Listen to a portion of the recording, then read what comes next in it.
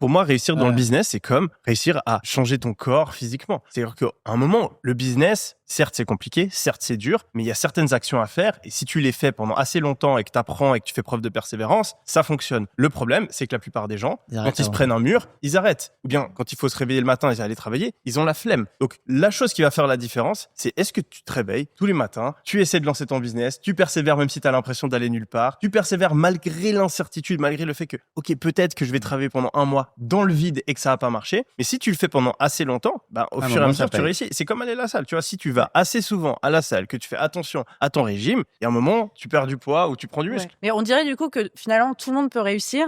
Et en même temps, tu disais qu'il y en a qui n'y arrivaient pas. Mais qu'est-ce qui manque en fait à ces personnes? Pour moi, c'est énormément de motivation, de discipline. C'est que de la motivation, c'est que de la discipline. Après, il y a plusieurs erreurs. En fait, tu as plusieurs problèmes.